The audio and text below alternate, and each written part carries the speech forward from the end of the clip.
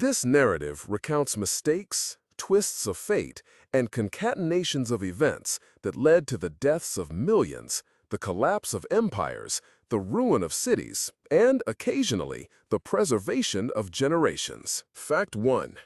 During the spring of 1923, Adolf Hitler failed to catch his train. His plan was to travel to Passau for a crucial meeting with allies on the right. But a scheduling error caused him to arrive at the train station 20 minutes late. This might seem like a minor issue, given the frequency of train services. However, this specific route proved to be a turning point. The carriage he was supposed to board derailed, leading to the fatalities of several passengers. This episode, though it received no public attention at the time, later became a basis for superstitions among Hitler's associates, who believed destiny shields the Führer.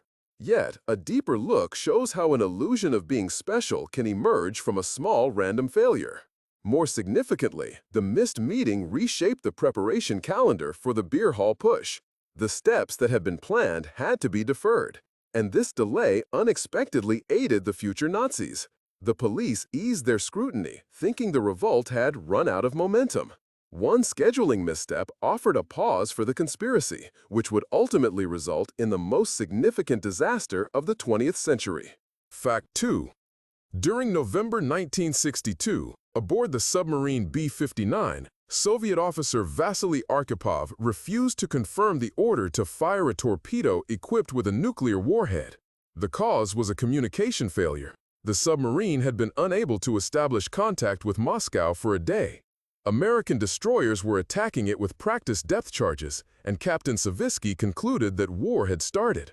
The protocol stipulated that a decision to launch nuclear weapons needed the agreement of 3 individuals: the commander, the political officer, and the deputy, Arkhipov. 2 of them assented. Arkhipov dissented. His reason for refusal was the lack of a direct order and, in his words, too quiet upstairs for nuclear war. It was only in the 90s that the world learned how close it had come to an apocalypse. Everything hinged on a person who felt he was in the way and held a lower rank than the other 2. One voice, a coincidental logic, and a belief in intuition outweighed the entire strategic nuclear arsenal. Fact 3.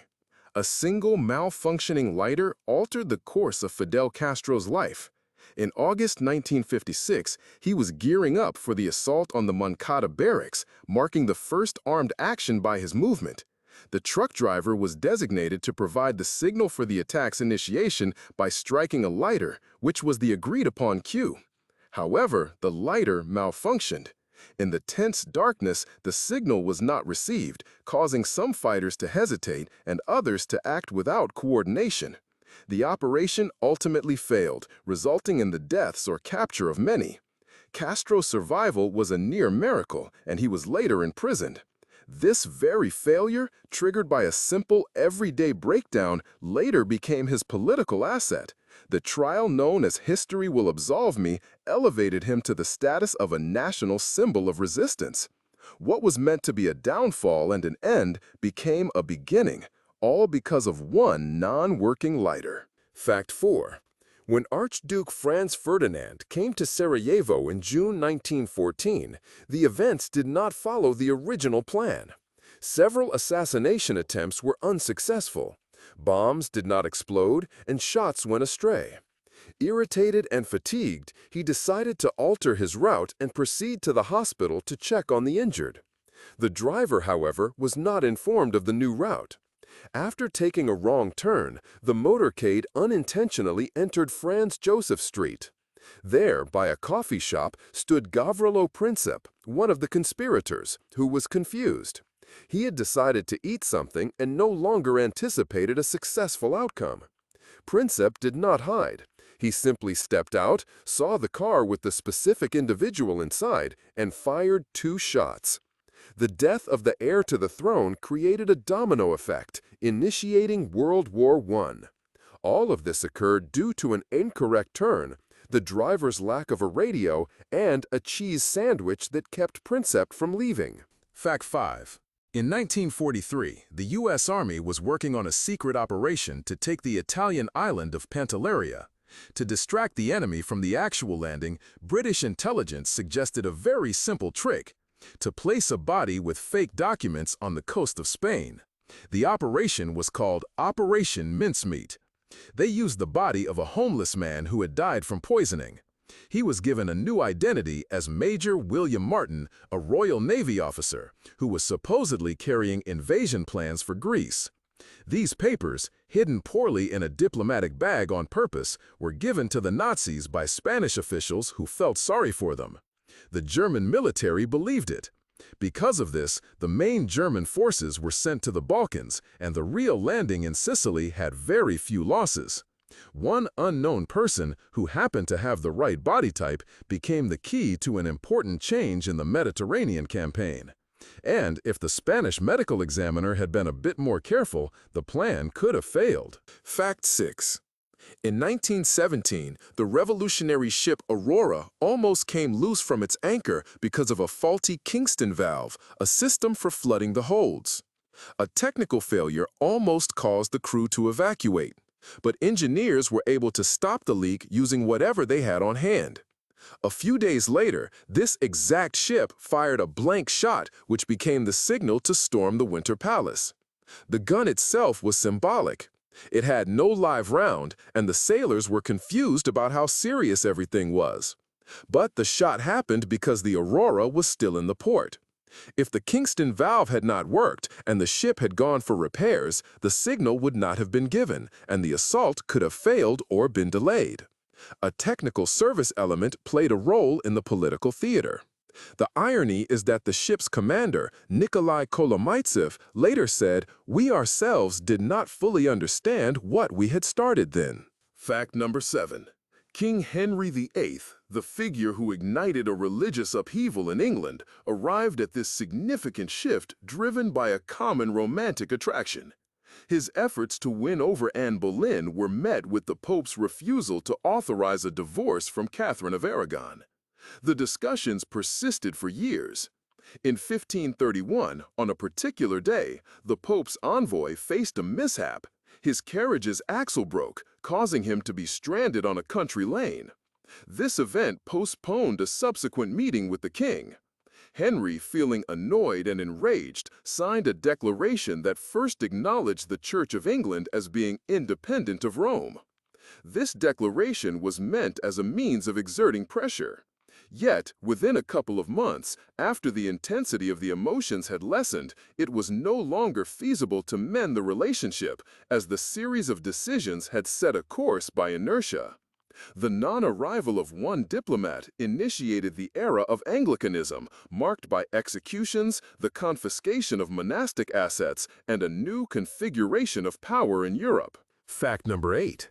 In the autumn of 1944, in the Ardennes forests, a German radio operator couldn't switch his radio frequency because his fingers were frozen.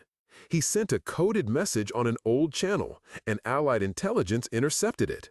The message reported unusual activity behind the Wehrmacht's lines. Large groups of vehicles were moving to the front, though it was officially a quiet period. This intercepted information helped the U.S. command realize an attack was being planned. 2 days later, the Ardennes offensive would start, which was the Third Reich's last big attack in the West. The prepared soldiers faced the enemy differently than if the attack had been a surprise. Historians still argue about how important this message was. The operator himself wrote in his memoirs 20 years later, "My hand wouldn't work. It was too cold to press correctly." One moment of physical weakness in the snow in December, and the whole battle situation changed. Fact the 9th. In 1938, the UK's Prime Minister, Neville Chamberlain, returned from Munich holding a paper signed by Adolf Hitler. He proclaimed from the platform, "I have brought peace for our time." This sheet of paper, which might have become a historical oddity, truly did. However, if not for a single event, the outcome could have been different. The day before his trip, Hitler almost canceled the meeting due to a fever. Doctors suspected he had tonsillitis. The record keepers at his headquarters insisted on rescheduling the British delegation's visit. But the Führer himself, feeling irritated and being stubborn, stated he did not want to appear feeble. He met Chamberlain in a room situated below ground, wrapped in scarves. The negotiations occurred in a peculiar atmosphere. One coughed, the other nodded in agreement. This sudden illness prevented the meticulous agreement of specifics. As a result, instead of definite statements about Czechoslovakia's borders, the protocol included vague promises. This later allowed the agreement to be characterized as betrayal rather than accord. The high fever and the politicians' obstinacy were the fine thread on which the attempt to halt the catastrophe depended. Fact 10. Actor John Wilkes Booth was on a train from Washington to Richmond in 1865. He was not meant to be in that carriage. His ticket was acquired by chance through an exchange with a comrade. During the ride, he overheard two soldiers talking about President Abraham Lincoln possibly attending Ford's Theater the next Friday. These words were the trigger. Booth already had radical ideas, but the decision to act was made during this specific trip. He happened to be in the right place to get the right information. Within a couple of days, he started planning the assassination, getting a gun and a knife and figuring out his escape route. The whole series of events, from choosing the theater to the moment he fired, began with a random train transfer. While Booth's ideas weren't new, this coincidence gave them the shape of action. The president, who kept his plans, and the actor, who was in the wrong car, changed the political course of the United States. Fact 11. During the Russo-Japanese War, a single telegram sent with an error changed the entire course of the Tsushima operation. In April of 1905, Admiral Rojesvinsky was awaiting reinforcements from Allied ships and requested updated coordinates for the enemy fleet. A telegraph operator in Shanghai, employed on a contract basis, mistakenly provided the longitude with digits reversed, 73 instead of 37. For several hours, the squadron traveled in the wrong direction, ended up in a disadvantageous position, and, in conditions of dense fog, missed the opportunity to attack the Japanese vessels before they could regroup. It might seem that a digit is just a technical detail. However, in the context of naval warfare, where precision is everything, such a small thing means a shift of the front line by tens of kilometers. The squadron became confused, signalmen lost each other in the fog, and the Japanese gained the initiative. The Battle of Tsushima resulted in a catastrophe. And it all began with one human mistake, not on the ship's deck, but at the telegraph key in a distant Asian office. Fact 12. In 1921, in Prague, students at the chemistry faculty accidentally created a substance that would later be known as sarin. The experiments were aimed at finding new pesticides, and one of the samples was highly volatile. A lab technician who breathed in the vapors lost consciousness. The reaction was noted as interesting and included in a report. This report, 2 years later, came into the possession of German industrialists who were cooperating with military entities. This set off a chain of developments that resulted in the creation of new generation chemical weapons. The significant detail is that the original report only ended up in the Bayer archive because a different report was sent by mistake. The documentation regarding fertilizers was sent to the department handling military materials. Had the envelopes not been mixed up, sarin might have stayed a laboratory novelty. The entire trajectory of modern chemical warfare could have been different. One misplaced folder, one archival mishap, and the chain of lethal choices began to turn. Fact 13. In 1898, French writer Émile Zola addressed an open letter, J'accuse, to President Félix Faure. He was defending Captain Alfred Dreyfus, a Jew convicted of espionage. The letter's delivery was almost compromised. A typesetter at the Louvre printing house mistakenly switched pages, including Zola's article in the morning paper instead of the planned evening publication. Ministers and deputies read the newspaper at breakfast. This timing caused a significant stir, prompting parliamentarians to contact news outlets and fueling public anger during peak political hours. An evening publication would have prevented its discussion during the session. The printing error lent the letter considerable political force. Dreyfus was on Devil's Island at the time, oblivious to these events. An accidental editorial mistake, which converted a personal protest into a historical proceeding, ultimately changed the outcome of his case. Fact 14. John Fitzgerald Kennedy visited Dallas in 1963, even though the Security Service had advised against the trip. The cause was a disagreement between his team and local politicians. Not visiting would have been perceived as an offense. The motorcade's route, however, was finalized quickly. It was originally intended to travel down the wide Main Street, but because road crews had not completed their work, the route was switched to Elm Street, a narrow stretch with a 90-degree bend. This change reduced the speed of the procession, and at that point, the motorcade was clearly visible from the window of the warehouse where Lee Harvey Oswald shot. Experts still argue about whether a shot could have been made. The answer is likely no. But it was the change in the route that gave the shooter an opportunity. A bureaucratic delay in the road service, one unsigned street acceptance form, and the history of the United States diverged onto another path. Fact 15.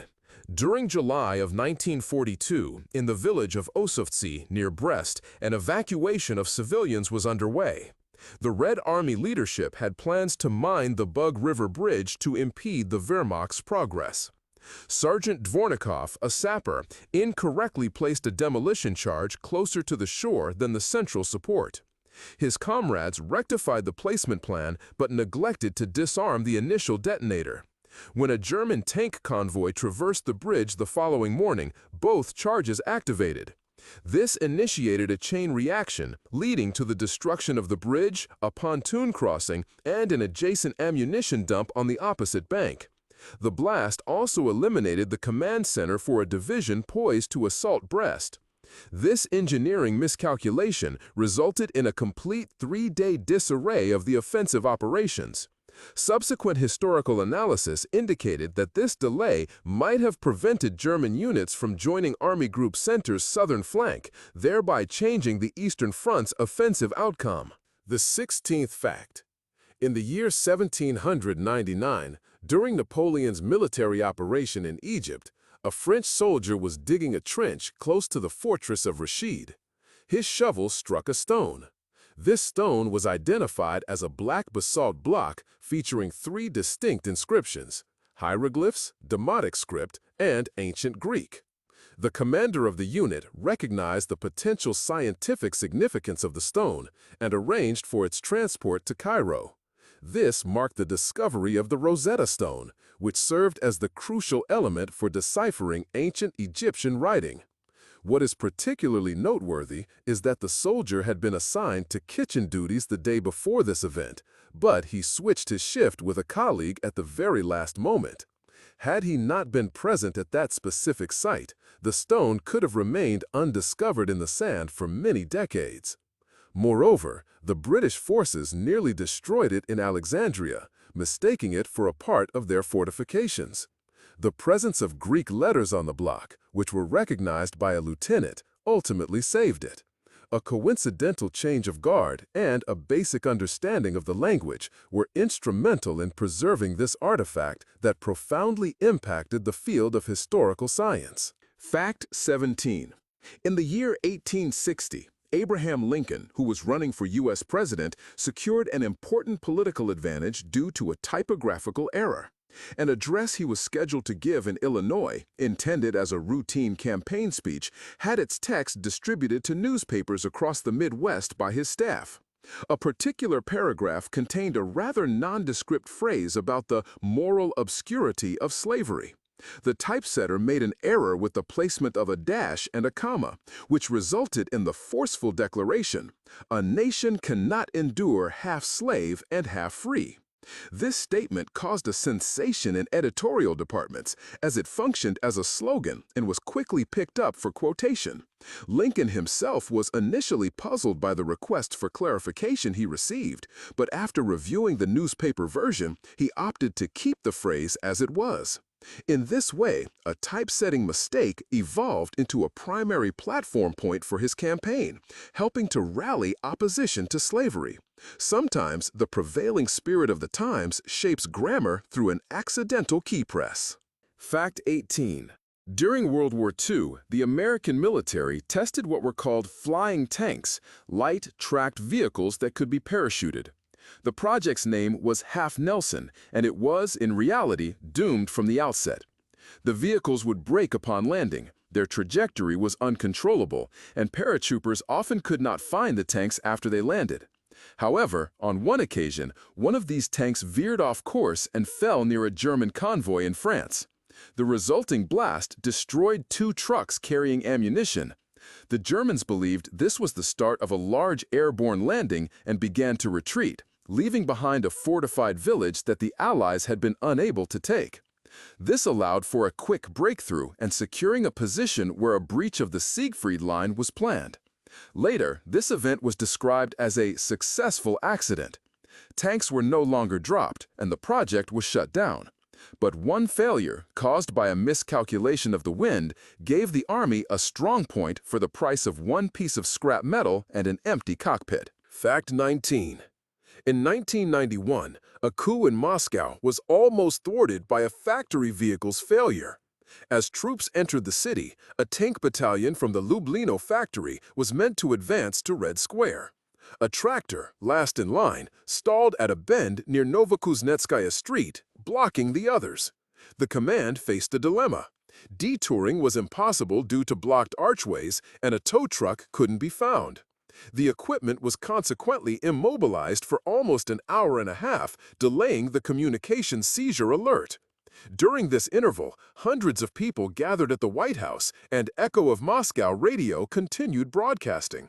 This delay allowed for the formation of civilian resistance, road blockades, and the commencement of night defense. The stalled engine of a Soviet military tractor contributed to the failure of the coup attempt. The driver later remarked in an interview, "The fuel pump just froze. We're used to that in the Army." Yet, this instance of equipment unreliability altered the country's path. Fact 20. In 1986, when the Challenger launch was being prepared, engineers from Morton Thiokol, the company in charge of the solid rocket boosters, warned NASA about risks at low temperatures. But their fax ended up in a pile of urgent documents and was simply not seen until the morning meeting. Additionally, because there was no electronic log, no one tracked who read the paper and when. The temperature on launch day dropped below zero. The rubber seals hardened, and a gas leak occurred during liftoff. 73 seconds after launch, the shuttle exploded. All 7 astronauts died. But the tragedy could have been delayed. If the fax had been delivered personally, the launch would have been canceled. One document, one unmade phone call, and the catastrophe. It was chance bordering on negligence, technical carelessness, but the root cause was that the sheet of paper was in the wrong pile. Sometimes what determines fate is not what people know, but when and to whom they receive it. Fact 21st. In 1906, during the San Francisco earthquake, one of the first fires started not from buildings collapsing, but from an attempt to make coffee. A man, without waiting for the gas to be restored, decided to use a spirit lamp. The flame hit a fallen tablecloth, the fire spread to a wooden cabinet, and then to the wall. It seemed like a normal, everyday event. But it was from this apartment that the fire went out onto Green Street and then towards the city center. In the chaos, no one could quickly stop the spread. Moreover, the military, trying to create a fire break, blew up several buildings with dynamite. As a result, the shock wave only accelerated the spread of the fire. The city burned for 3 days. Over 3,000 people died. The center was almost completely destroyed. And it all started with an attempt to brew coffee in a destroyed house. Sometimes, the habit of a morning ritual in an extreme situation starts a process that can no longer be stopped. Fact 22nd. During 1916, in Flanders, a German officer, Oskar von Wasmund, stepped on a metal can while inspecting a trench. He thought it was a mine, jumped back, slipped, and sprained his ankle. The next day, he was sent to the infirmary and replaced. The new officer, unfamiliar with the defense's specific details, left a flank exposed that was considered safe. 2 days later, Allied forces conducted a reconnaissance in force and accidentally discovered this spot. They broke the defensive line and gained a strong position, which led to a successful offensive in that area. The accidental sprain from an empty can proved to be the weak link in the German line. Wasmund later wrote in his diary, "I was away for 1 day and everything crumbled. I hope it was a sardine can, not fate." A military machine can be perfect, but it still depends on small things like rusty tin. Fact 23rd.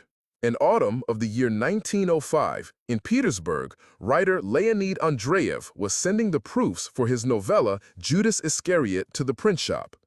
The print shop mixed up the paper boxes, and by error, they sent not his manuscript, but the manuscript of a young author which had been left without a reply earlier.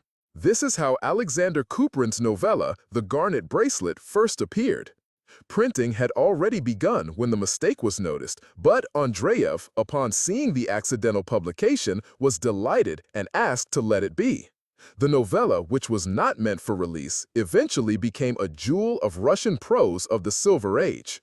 Kuprin later remembered that he had already lost hope, and the letter of approval came to him on the day he was going to quit his literary career. The typographical confusion, which happened because the warehouse keeper had his birthday and was hurrying home, changed two destinies at once.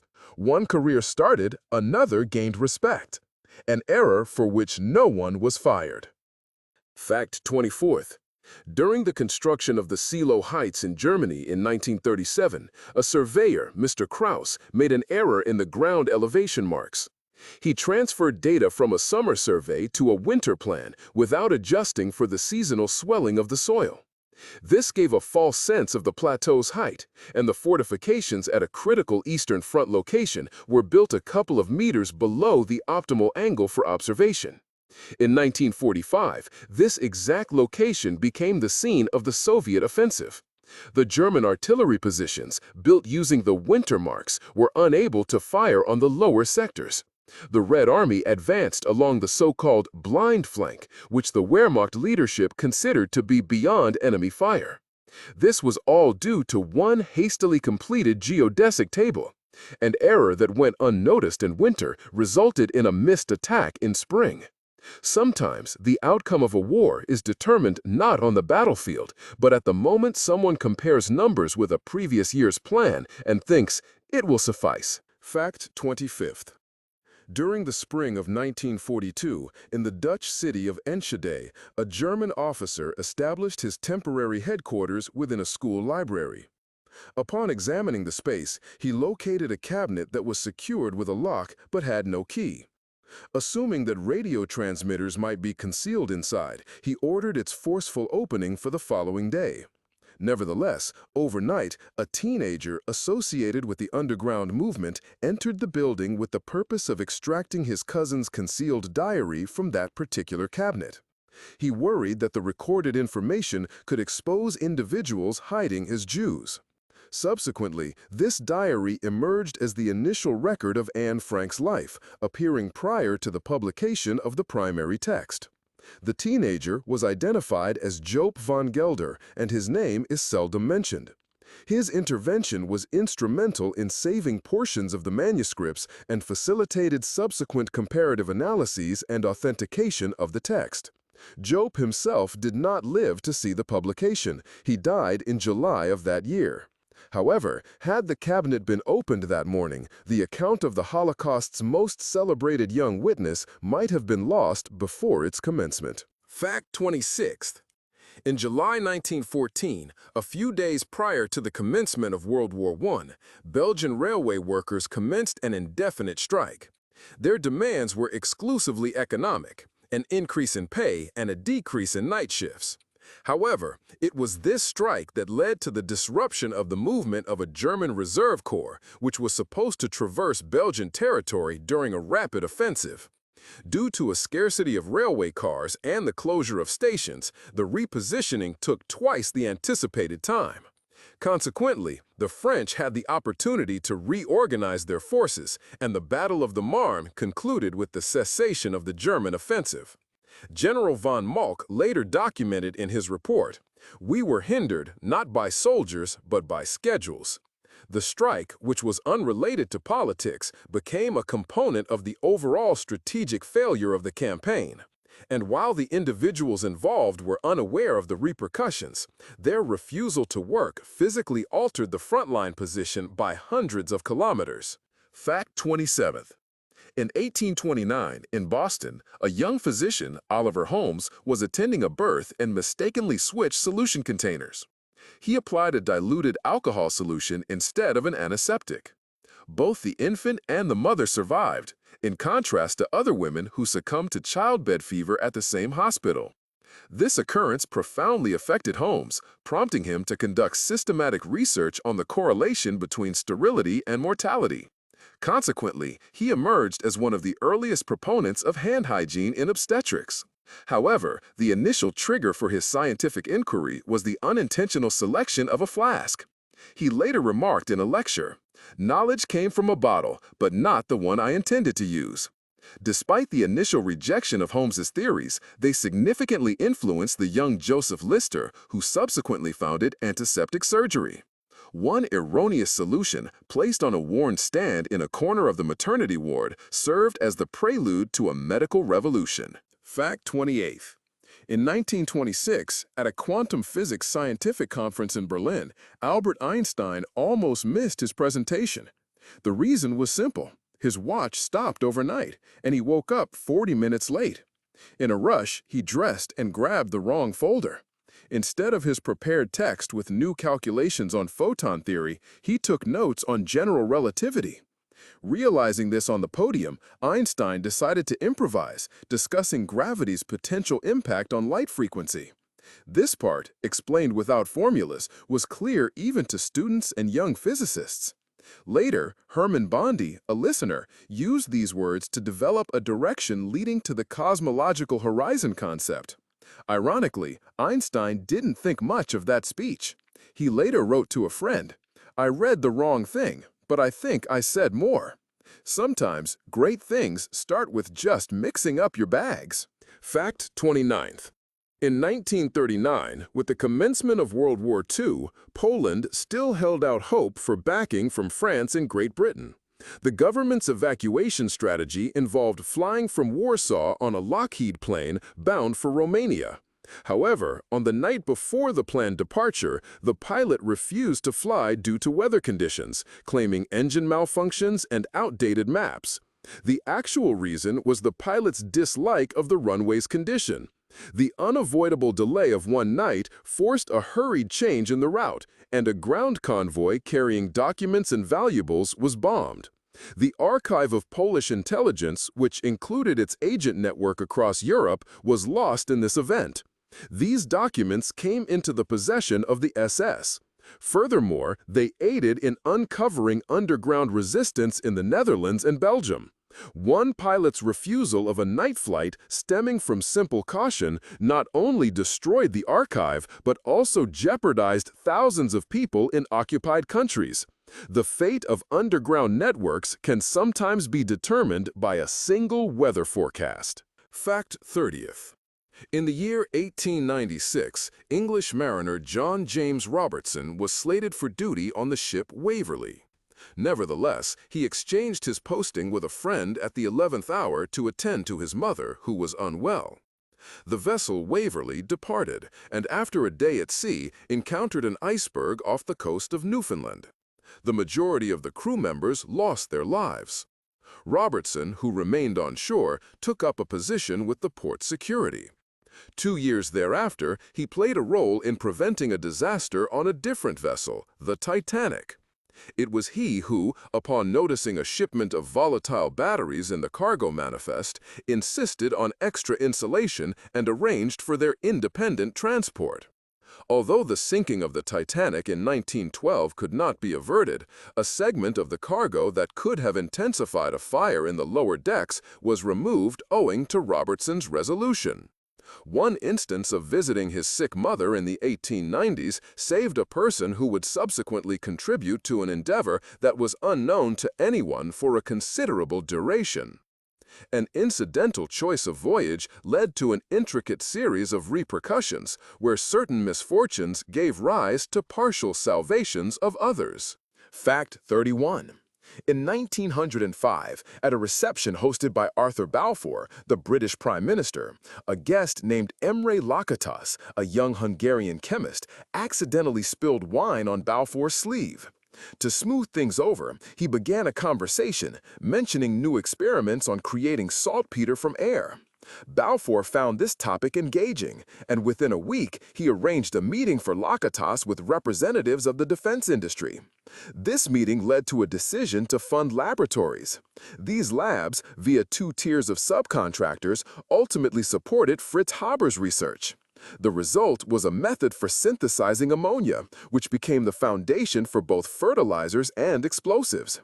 Millions of tons of products, for both civilian and military use, were generated by this chain of events, started by a wine stain and a clumsy remark.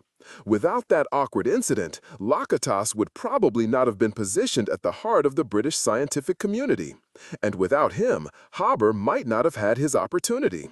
Sometimes a drop of wine is the origin of wars and abundant crops. Fact 32nd. In April 1999, Belgrade was the site of a NATO airstrike on the Chinese embassy, which resulted in an international scandal. 3 journalists lost their lives and dozens were wounded. The official reason provided was a mistake in the coordinates. This was not a fabrication, as the coordinates were indeed obtained from an outdated CIA database that classified the embassy building as an office belonging to a logistics company associated with the Serbian armed forces. The officer tasked with processing the target employed a paper atlas from 1995 because the digital system was overloaded and the server had frozen. The order was issued at that specific moment. It was subsequently revealed that the atlas was kept in his car and a page had been torn out. He had reprinted the necessary sector and confused the address. This chain of common occurrences, a frozen server, a misplaced page, and the weariness of the night shift, triggered a diplomatic crisis between Beijing and Washington. One page, one button, and a geographical point transformed into a target are the coincidences that ignite history's fires in the 21st century. Fact 33rd. In September of 1945, American military tribunal sentenced Japanese General Tomoyuki Yamashita to death. The sentence was for crimes his subordinates committed in Manila. The core of the sentence was a telegram that, as communication officers remembered, Yamashita did not send personally. It was typed by the staff duty officer under the adjutant's order while Yamashita was in another city. The telegram's text featured the phrase, "Hold positions by all means." Prosecutors later interpreted this as an indirect signal that cruelty was acceptable.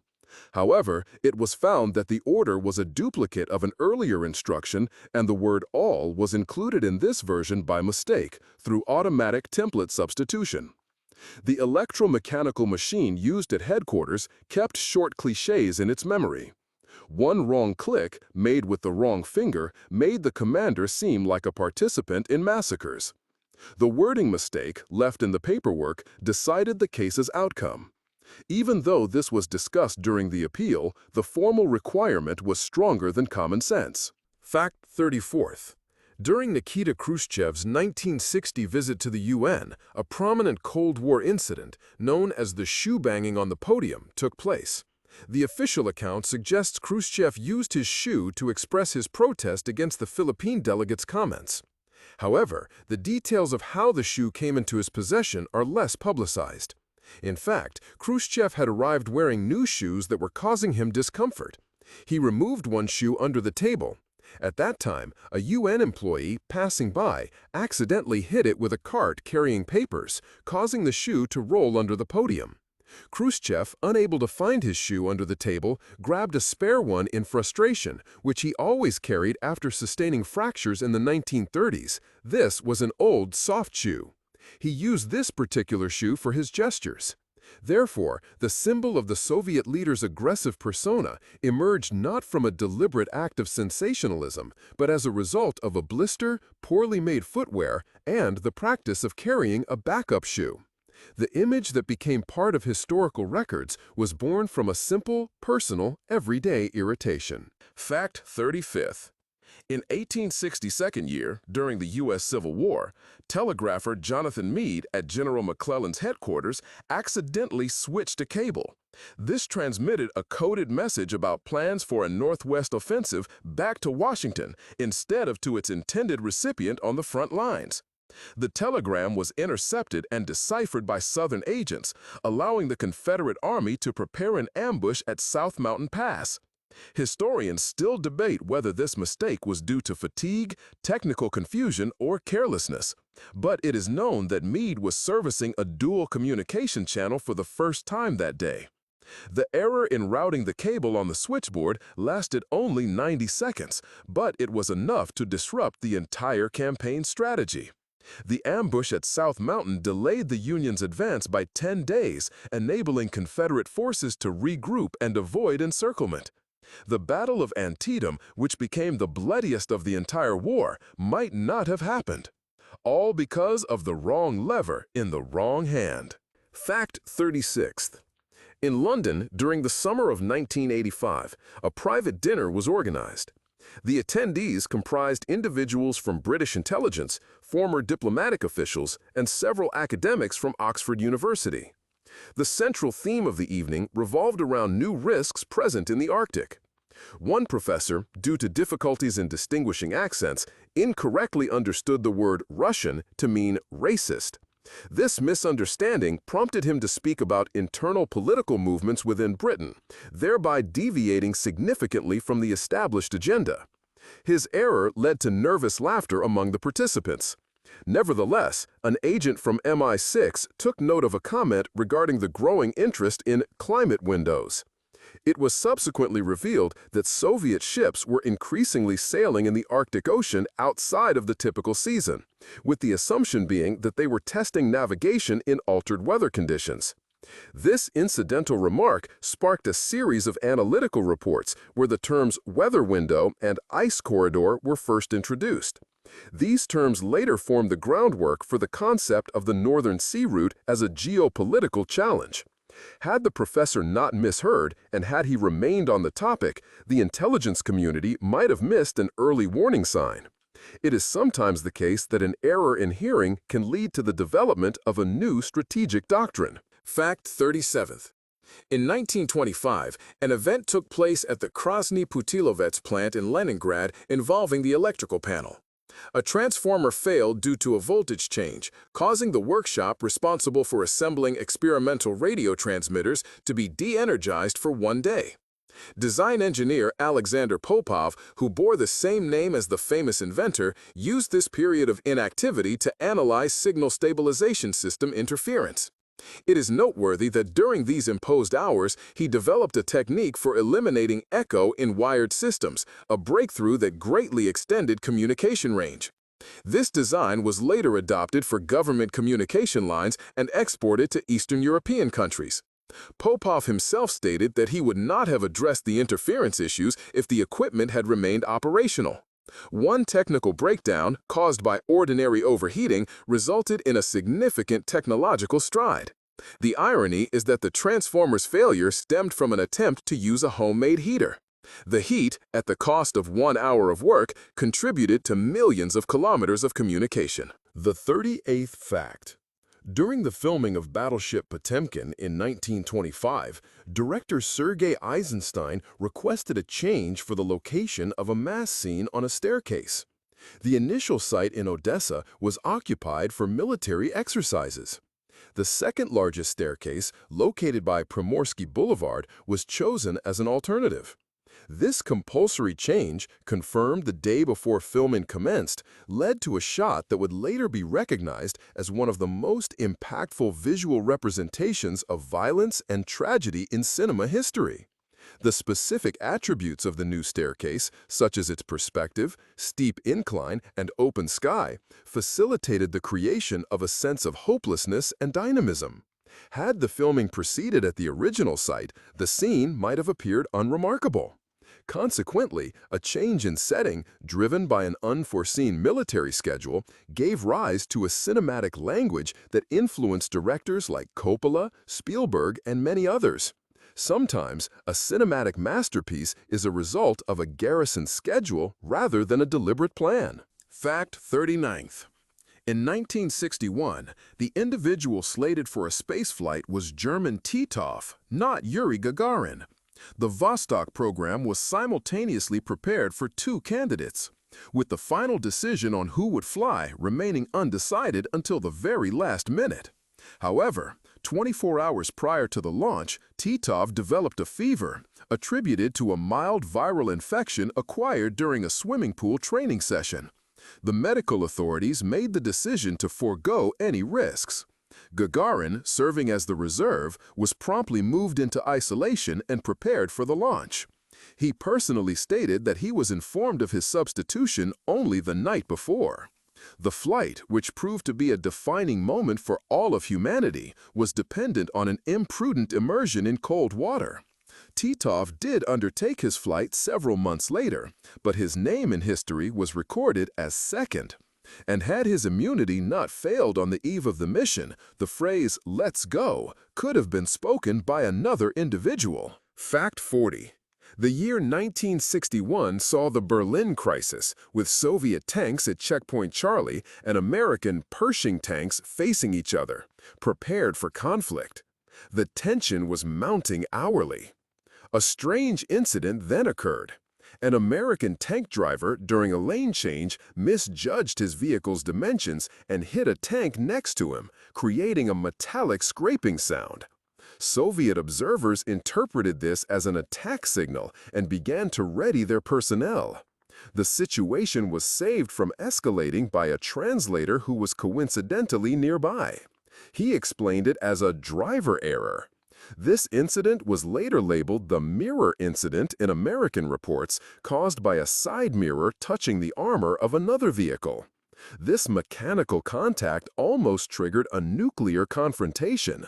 One faulty lever movement could have made the terrifying possibility of dying in a global fire a stark reality. Fact 41. The French envoy Joseph Bonaparte, Napoleon's elder brother, arrived in Rome in 1797. His purpose was to finalize the terms for the impending occupation of the Papal States. Upon arrival, he was detained because of a malaria outbreak, with doctors recommending quarantine. This led to negotiations being handled by intermediaries. One such intermediary, a Jesuit monk named Giuseppe Moretto, added a phrase to the documents concerning the sovereignty of spiritual power over the citizen's conscience. This particular section later became the basis for Pius VII's refusal to crown Napoleon in Paris and the cause of the notable self-coronation scene. A single feverish attack and the required change of diplomat shifted the narrative. Rather than the established rite, France saw the general crown himself. This act symbolized a departure from the church and the commencement of a new type of governance. It was all due to a mosquito's bite and a high fever. Fact 42nd. During Hitler's preparation for the Beer Hall Putsch in 1923, he anticipated General Erich Ludendorff's backing. Nevertheless, on the day of the planned event, Ludendorff's vehicle broke down unexpectedly, leading to his arrival at the assembly 40 minutes late. Hitler was already improvising, trying to keep the crowd's attention when Ludendorff entered the venue, under the impression that it was all a prearranged scenario.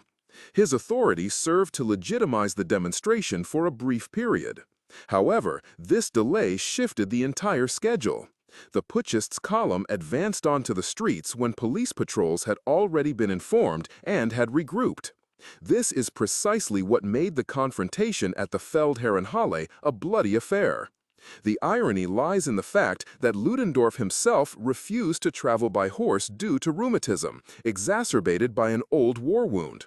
The car, which did not start that morning, became a component in a chain of circumstances where a 30-minute delay held the weight of a sentence. Fact 43rd.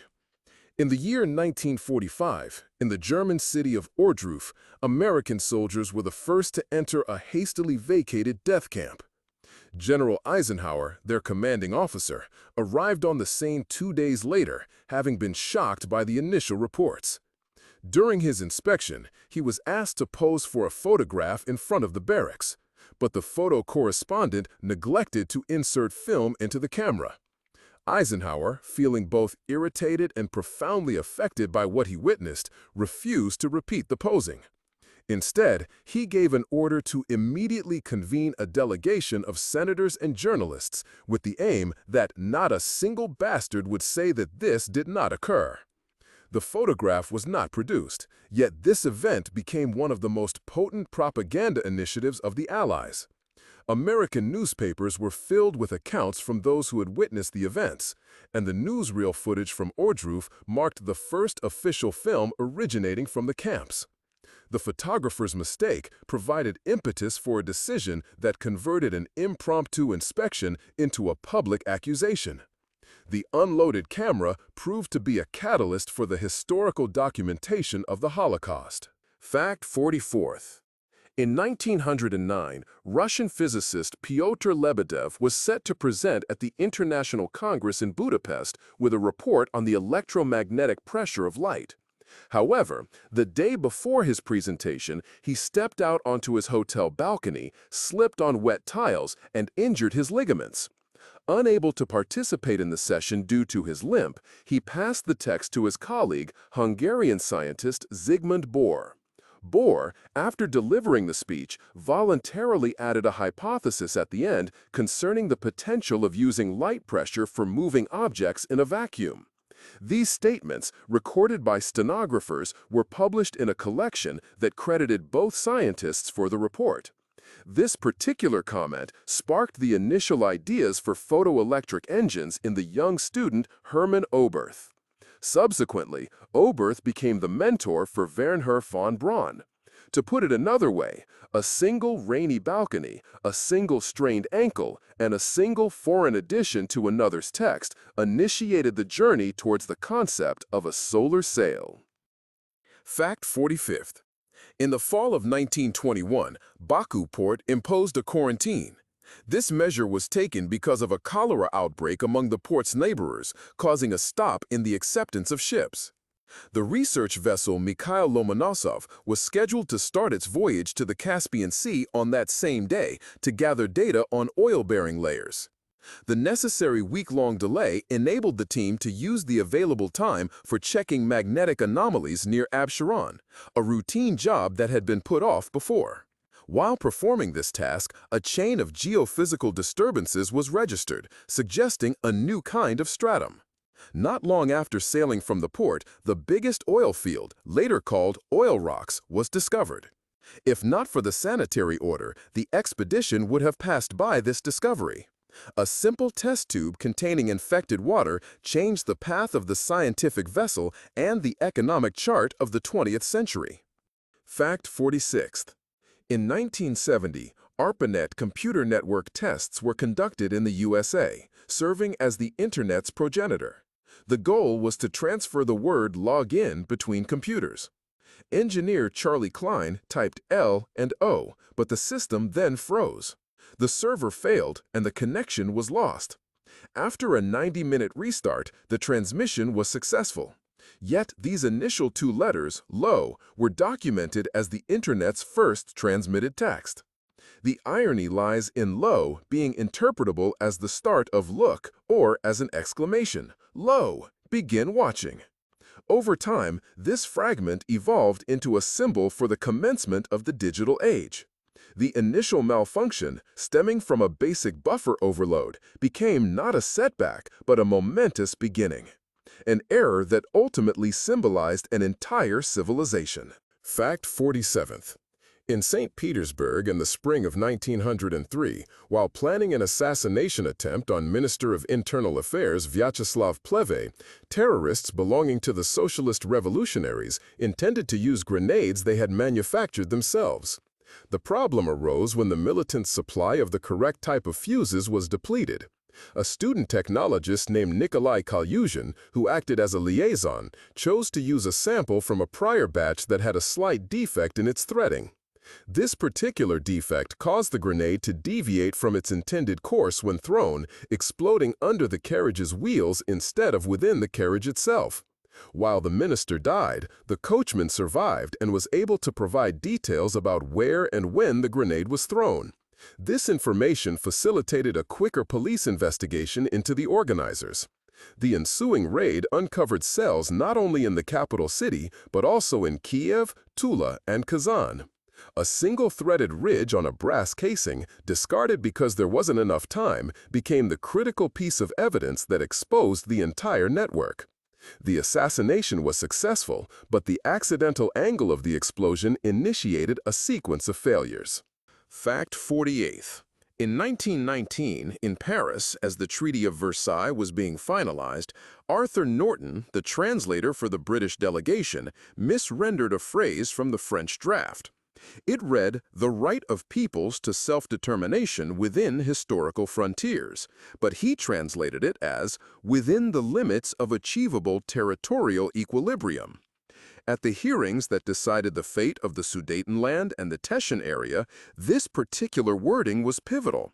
The Americans backed the British interpretation. Consequently, the disputed territories were ceded to Czechoslovakia, despite the claims made by Poland and Austria. In subsequent years, this decision would become a continuous source of regional friction and a justification for Hitler when he annexed the Sudetenland in 1938. Norton later acknowledged that he had been in a rush and had not cross-checked the draft. Yet, his haste, motivated by the fact that cold roast beef was on the menu for lunch and he had skipped breakfast, led to the establishment of a new border, initiating the cascade of the 20th century. Fact 49. In 1947, London Heathrow Airport experienced a mishap. A passenger on a flight from Karachi received the wrong baggage, a large wooden crate containing smallpox virus samples.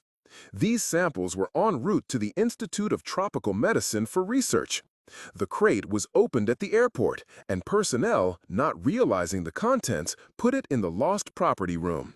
Within hours, an employee contracted the virus, leading to a disease outbreak in the vicinity.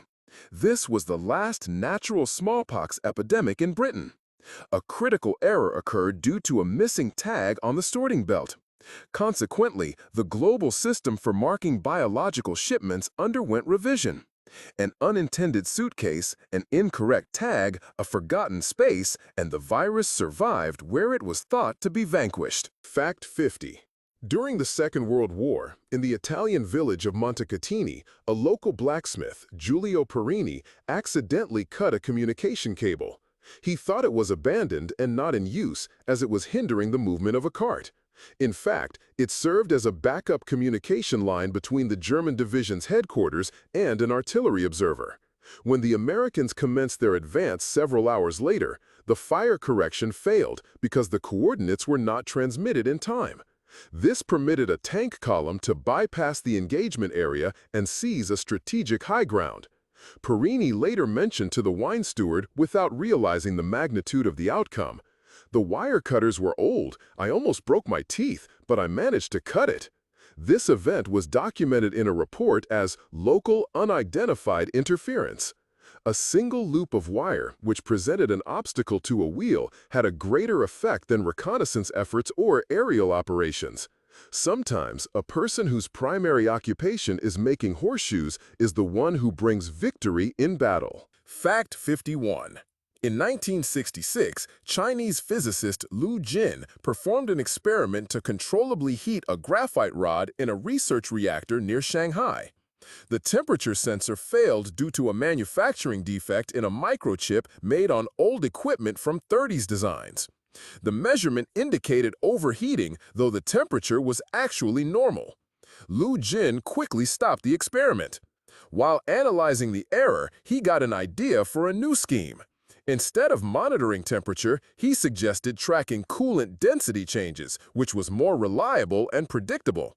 This approach became the foundation for Chinese safety protocols for small reactors exported to Africa and Latin America. One micro-failure from bad soldering ended the experiment but started a chain that grew the export atomic industry. The wrong number was more useful than the right one. Fact 52nd. In 1922, in Bucharest, robbers targeted a mail train, making off with sacks of cash and letters. A sealed envelope containing a complaint about an official sent by a common peasant was among the stolen items. The plan was for this complaint to remain unaddressed, tucked away in the archives. However, after the theft, some of the letters were found in a suburban field, scattered about. The content of one letter, accidentally read by the local police, was so clear and direct that the official it named was immediately summoned by the prosecutor. This incident initiated the first openly reported anti-corruption case in Romania after the war. The original letter became part of the court file, labeled as a document recovered following unauthorized opening. The irony lies in the fact that without the theft of the complaint bag, nothing would have happened. Sometimes justice doesn't follow the legal path but arrives on the tracks of a mail train intercepted on a crucial night. The 53rd fact. While storming Berlin in 1945, a battalion of the Red Army stumbled upon a building that was listed on the map as a museum. They chose to bypass the building, considering it a non-military site. However, a stray shot from the roof obliged the soldiers to enter. Inside, they found an SS underground printing operation that was producing fake documents for officers to escape under false names. Hundreds of prepared passports were confiscated, some with photographs already inserted. The discovery was given to counterintelligence, and it was these materials that allowed for the arrest of dozens of Nazis who were trying to hide. The forged identity cards became evidence. The soldiers later said they had not wanted to go in at all, saying, and there weren't any proper doors either. A single bullet fired from the roof was like a click that removed the mask of lies. And if not for it, dozens of people would have dissolved into the post-war chaos under different names and life stories. Fact 54th. In London, during 1888, amid the widespread panic from the Jack the Ripper murders, the police were sent an anonymous letter. This letter provided specifics about a forthcoming attack. The letter gave the impression of being a prank. It was on cheap paper, the writing was unsteady, and the date was wrong. It was categorized as a false alarm. Yet, 3 days later, the events described unfolded exactly as written. The place, the tool, and even the detail of a red scarf on the victim's neck were accurate. In a moment of panic, an official who had read the letter tore it from its file and tried to dispose of it. However, at that very moment, a photographer entered to photograph the correspondence for the archive. The image was saved and became part of the investigation. This photograph was the first piece of evidence in the effort to trace the handwriting and identify a possible author. The paradox is that the original was destroyed, but a copy, made by accident, became a key document.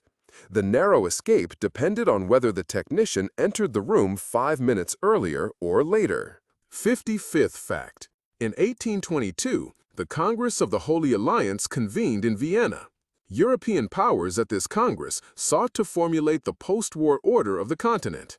A protocol pertaining to Sardinia's status and Adriatic navigation rights was printed with an error. The French word draw, rights, was carelessly changed by a typesetter to draw, right, singular. This subtlety was missed in the Russian translation, giving the text an entirely different sense, as if it concerned a privilege granted to a single country. The Russian delegation, headed by Nesselrode, insisted on its inclusion in the archives. 5 years later, when Austria disputed these rules, this particular point became a key advantage in diplomatic negotiations. The numerical error, resulting from the typesetter's fatigue after 3 straight night shifts, established a legal formula that would impact port access for close to 30 years. Sometimes the plural form itself is a political statement. Fact 56. In 1908, at the Renault factory in Billancourt, an employee erroneously mounted a carburetor on the engine's opposing side. This action inadvertently produced a model that exhibited superior dynamics during a test drive. The engineers initially intended to label the car as defective, but the test driver insisted on a subsequent run. This incident led to the development of the configuration that would become the foundation for Europe's first mass-produced car with a rear engine, the Renault 4CV. This vehicle later symbolized France's post-war recovery. The technical incident report documented, elements were rearranged without the engineer's consent. What was perceived as a breach of protocol turned out to be a valuable discovery. The mistake on the production line, stemming from haste, heat, and an unclear drawing, initiated a new path in automotive design. Thus, the expression "engine at the rear" moved from an emergency log to a popular car. Fact 57th. In January of the year 1909, during the visit of German Kaiser Wilhelm II to Istanbul, the ceiling in one of the Sultan's palace reception halls collapsed. The reason was not negligence, but an accidental overload. While cleaning, a heavy flower basket, a gift from the German delegation, was hung from the crystal chandelier. When the chandelier fell, no one was harmed. The negotiations were merely postponed by a day. However, this unforeseen event gave one of the Turkish ministers, Halil Bey, the chance to meet the Kaiser informally in the palace library. It was there that the Berlin-Baghdad railway project was first mentioned, a project that would later become a subject of lengthy disputes and a key to influence in the region. One basket, hung for aesthetic purposes, broke the ceiling and, simultaneously, created a ceiling for negotiations. Diplomacy sometimes takes place not at a formal table, but by a library globe at the moment when a cleaning staff member simply misjudged the weight of a flower arrangement. Fact 58. In 1964, at a military testing range near Kuibyshev, exercises were held with the use of new ground-to-ground missiles. During the preparation stage, one of the radio operators mistakenly entered the launch code on a frequency set aside for a training signal. The missile subsequently launched, but it flew to the default coordinates, a point in the steppe near an idle water tower. The impact was accurate and no damage occurred. However, in studying the cause, engineers discovered that this zero code bypassed self-destruction system malfunctions and could be used for manual guidance. Based on these findings, a backup guidance algorithm for a silent launch was developed. This later became part of the Rapid Response Protocol. The missile, launched because of a mistaken key, brought forth an idea instead of a scandal. One wrong pulse in the radio code became the basis for the reliability of the next generation of weapons. Fact 59th. In 1905, at the Japanese port of Shimonoseki, as a peace treaty was being finalized after the Russo-Japanese War, the Russian delegation's translator, Alexei Krivtsov, incorrectly translated the phrase "perpetual access." His translation was "the possibility when needed," which substantially lessened the legal language concerning Russia's rights to utilize the railway in southern Manchuria. The Japanese party, upon noticing the change, did not raise objections and instead ensured that a more beneficial wording for them was included in the final document. Krivtsov's mistake was identified later in St. Petersburg, but no review of the signed treaty was undertaken. This later served as a basis for the complete withdrawal of Russian economic missions from the region. The phrase, translated with too much mildness, possibly to avoid heightening tensions in the negotiation chamber, resulted in the loss of an entire transportation corridor. A single linguistic detail and a key railway line vanishes from the empire's map. Fact 60. In 1934, within a Belgrade laboratory setting, a junior assistant by the name of Jovanovic raised concerns regarding the outcomes of experiments related to bacteriophages. During the course of a test, he unintentionally utilized water sourced from a previously used vial containing a chlorinated mixture. By all established principles, this action was expected to eradicate the microorganisms. However, the phages not only survived but also maintained their operational capacity. This particular result was attributed to an error. Nevertheless, the assistant preserved the sample and forwarded it to Paris. In Paris, microbiologists affiliated with the Pasteur Institute became interested in the sample. Subsequent analysis confirmed that it represented a novel form of a resistant viral agent equipped with the capacity to withstand adverse environments. This finding initiated a new phase of research, ultimately contributing to the development of initial phage therapy prototypes designed for treating infections that had become resistant. The entire sequence of events originated from a laboratory technician's lack of distilled water, leading them to use the nearest available flask of bleach. A lapse in safety procedures inadvertently established the basis for an alternative to antibiotic treatments. Fact 61. In 1928, when the Metropolitan Museum in New York was preparing the Contemporary Art of Eastern Europe exhibition, its staff mistakenly included paintings by avant-garde artist Isaac Rabinowicz in the catalog, thinking they belonged to the Lithuanian school. Rabinowicz, in fact, lived and worked in Kharkiv and was a figure of Ukrainian constructivism. This error unintentionally acted as an advertising campaign. Collectors began actively buying his art after the exhibition, and the artist received invitations to London and Paris. Rabinowicz later became instrumental in developing the design curriculum in the USSR, building on his European recognition. A single catalog with a geographical error opened the Western market for the artist and brought the country its first officially recognized modernist. The museum staff later joked, "We discovered a new artist by trying to find an old school." Fact 62. When Fidel Castro visited the USSR in 1963, a walk through VDNK was arranged for him during a break from his meetings. The route was finalized shortly before, and his guide unintentionally took him to a hall featuring the latest Soviet refrigerators and freezers instead of the Cuba pavilion.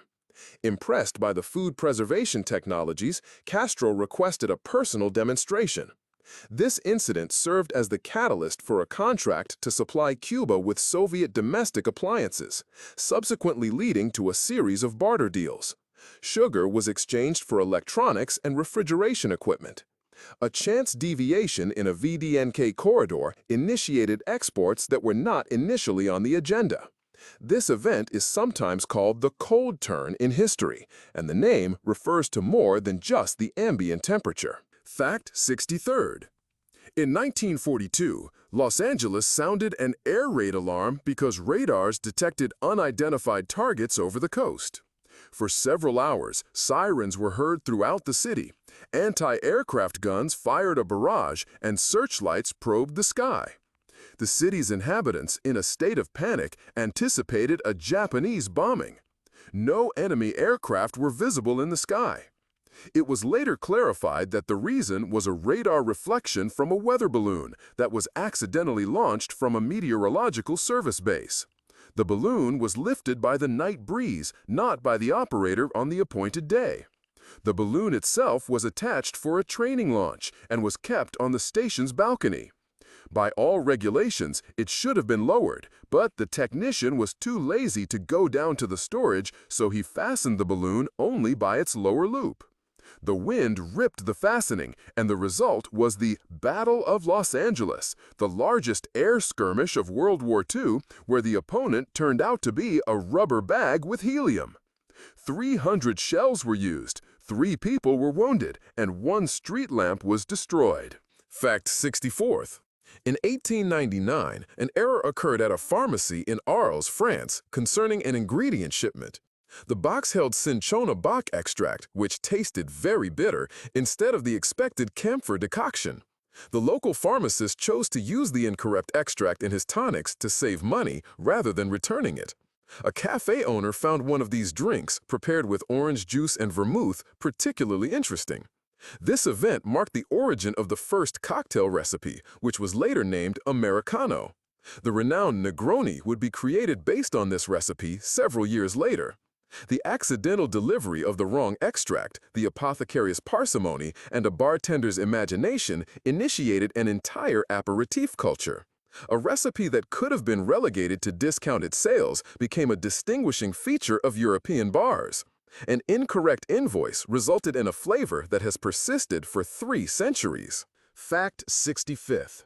In January 1916, French sappers were constructing a tunnel under Verdun.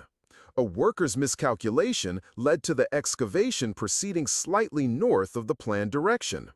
This caused dissatisfaction among the engineers, but there was no time for corrections as a German attack was approaching.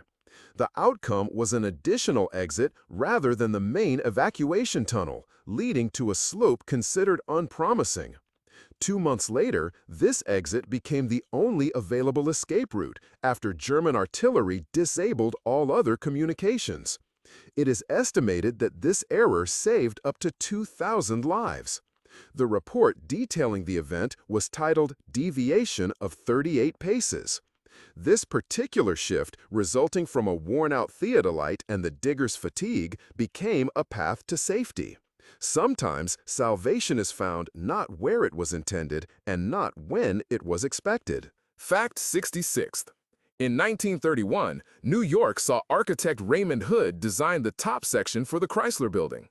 This addition was meant to be a secret, aiming to make the building several meters taller than its competitor, the Bank of Manhattan Trust Building. However, a mistake by a mechanic in calculating the counterweight during the crane setup caused the structure to tilt by 7 degrees as it was being raised. To fix this, workers reinforced the central connection, changing the spire shape. This gave the tower a unique bend and a sharp extended point, which later defined its signature look. Critics later spoke of its splendid aerodynamics, even though it was an accidental development driven by the fear of the metal dome crashing onto 47th Street. In this way, a technical error created one of the most recognizable shapes of the 20th century. The form wasn't calculated, it was salvaged. Fact 67th. In 1909, in Budapest, during the printing of a social democratic campaign bulletin at the municipal printing house, type cases were confused.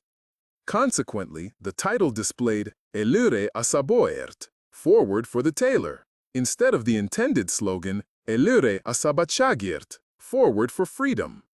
The publisher, in a panic, ordered the circulation to be recalled, but 100 copies had already been distributed in the workers' area. The phrase was perceived as humorous and relatable, leading to its inclusion in jokes, frequent quotation, and its transformation into a local meme. Interestingly, in that same district, a worker from a clothing sewing cooperative was soon elected to the board of directors, and the slogan coincidentally became the basis for the election campaign. Newspapers commented, "Now, freedom and the tailor are proceeding together." Decades later, the phrase was incorporated into collections of Hungarian street folklore. One typesetter, by mixing up 2 letterboxes, achieved more in bringing the slogan to the masses than the entire party school. Fact 68th. In 1948, when Israel's first diplomatic courier was sent from Tel Aviv to Moscow, the embassy mail mistakenly went not to the Ministry of Foreign Affairs, but to the Foreign Intelligence Archive. The reason was a glitch in the new sorting system at Sheremetyevo Airport. The form was filled out in German, and an OCR, optical character recognition machine, sent the bag to a compartment marked Geheimdienst. The mail lay in a closed room for 2 days. One of the lieutenants, named Samsonov, while examining the outer packaging, discovered a strange handwritten note among the markings, evidence of connection with the USA. It turned out to be an internal note from an Israeli employee concerning economic reports on post-war aid. From that moment, the systematic development of a spy network in Israel began. 1 automatic sorter, 1 extra line on the wrapper, and the wrong door, and an intelligence line spanning half a century emerged. Fact 69th. In 1932, a toy factory in Czechoslovakia opted to liquidate its inventory of older doll designs. To imbue them with greater realism, a built-in squeaker, mistakenly supplied from dog toy production, was added. The resulting sound was piercing and shrill, reminiscent of a cry. Children did not respond favorably to this sound, but a different observation proved significant. An educator, having purchased a doll, noted that a child's reaction to the sound was quicker than to typical commands. Subsequently, the squeaker found application in correcting hearing issues for children with impaired hearing, and later became a standard signal in pediatric hearing tests. Production was redirected, and the former doll squeakers transitioned into medical instruments. What was initially deemed a marketing failure became a diagnostic tool. The mistaken doll shipment ceased to be comical, but began to be heard. Fact 70th. During a live broadcast in 1960, when Nikita Khrushchev visited an aviation plant in Novosibirsk, the camera operator unintentionally engaged the zoom. The camera was pointed at the conveyor belt, not at the speaker at that moment. The aired footage displayed a production schedule board with the bold statement, "Failure to meet deadlines is inevitable." The Kremlin, monitoring the broadcast, demanded an explanation. An inspection of the plant revealed a comprehensive network of false entries, illegal bonus practices, and fabricated reports on product deliveries. The management was dismissed. The pattern identified through the accidental broadcast formed the basis for developing an actual accounting system for industrial plants, acting as a precursor to future automated monitoring. One misplaced frame, one shift in focus to an irrelevant object, and the television camera reflects the truth. The camera was mistaken, but the truth was broadcast. 71st fact.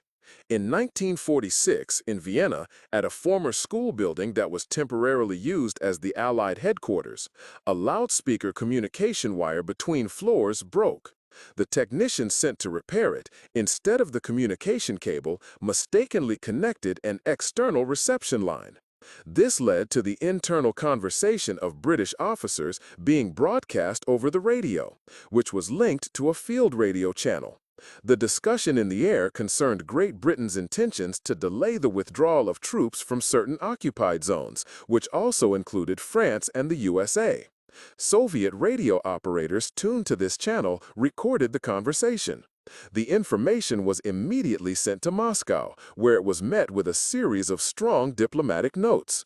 The planned agreement on coordinating the post-war administration of Austria collapsed. One wrong plug inserted into an old distribution block ended the plan for multilateral control.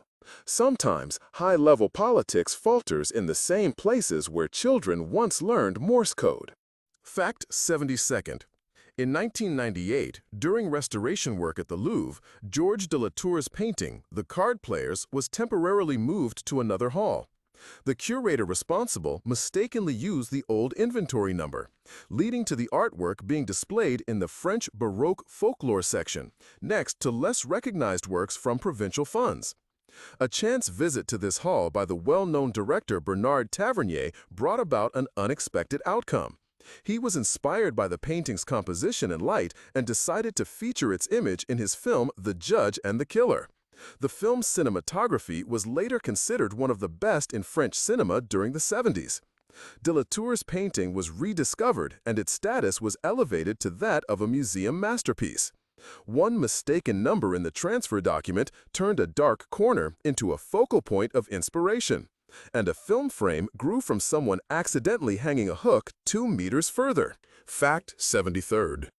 During the construction of the Moscow Metro's first line in 1935, drilling foreman Frau Mishenko misread the engineer's command.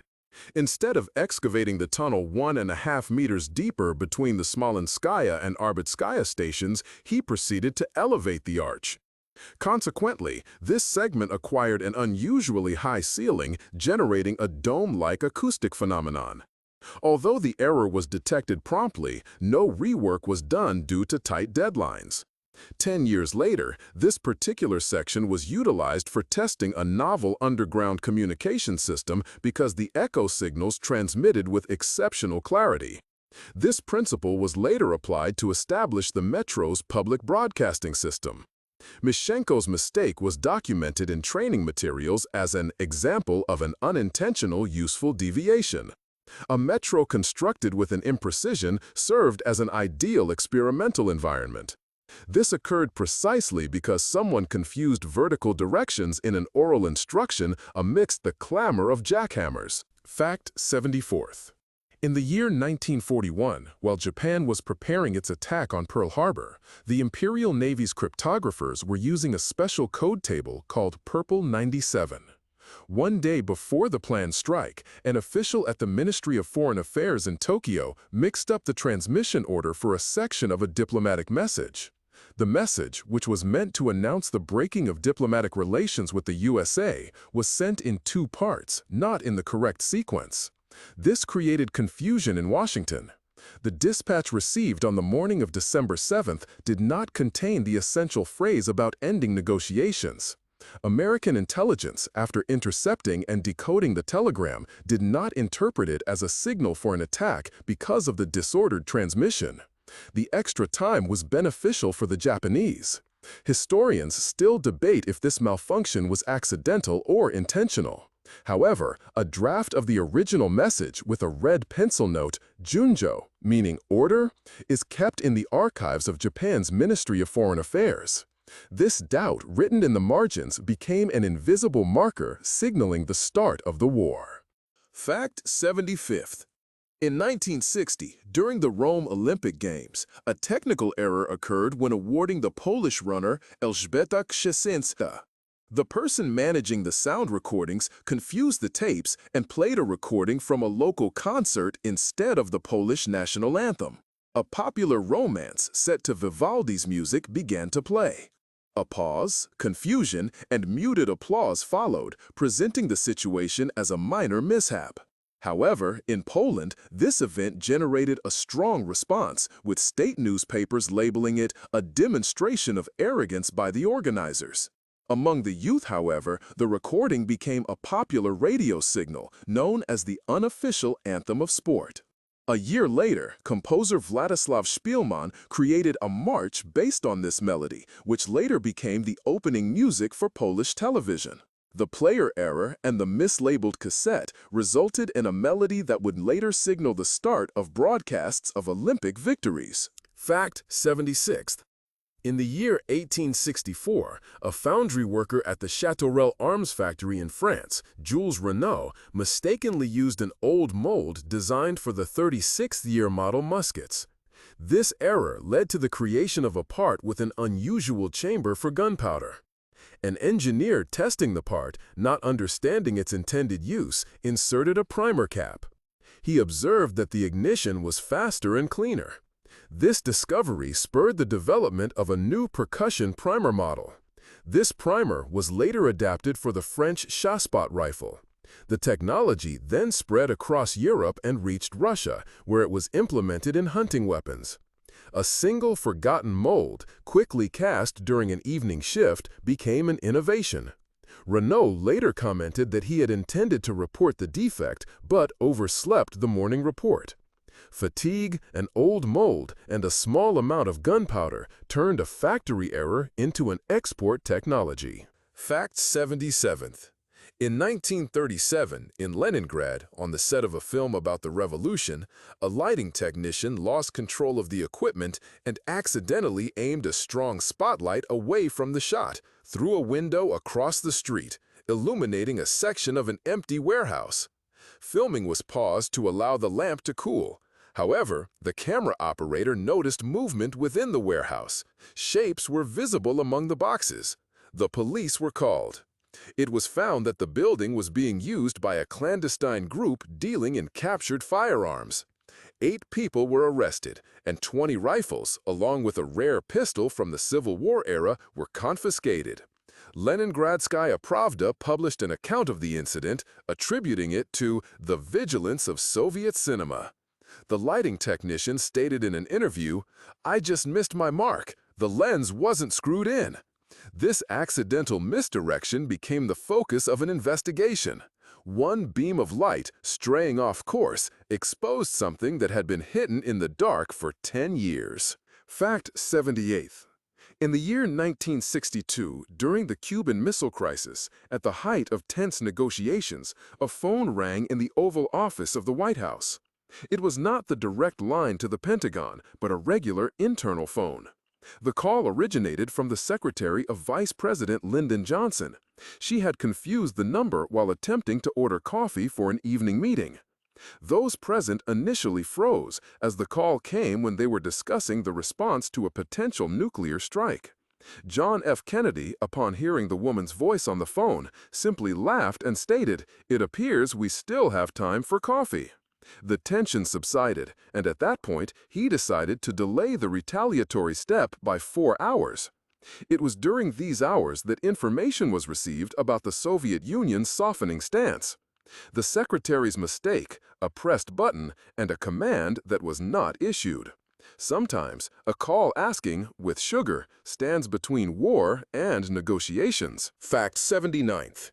In 1832, at a meeting of the Royal Academy of Sciences in Berlin, mathematician Peter Dirichlet declined to give his prepared lecture on number theory. The cause was a morning cold that affected his voice. Instead of leaving, he briefly presented a draft of an unreleased idea, a principle that would later be known as the Dirichlet principle, or pigeonhole principle. The concept was basic. If there are fewer pigeonholes than pigeons, at least one pigeonhole must contain more than one pigeon. Student Carl Stein, attending the lecture, documented these thoughts and shared them with other young mathematicians. Over the following decades, this principle became a cornerstone for cryptography, probability theory, and combinatorics. It all started because the professor could only speak for about 10 minutes. One hoarse voice on a rainy day turned a simple observation into a fundamental instrument. The lecture that was almost canceled became the most prolific. Fact 80.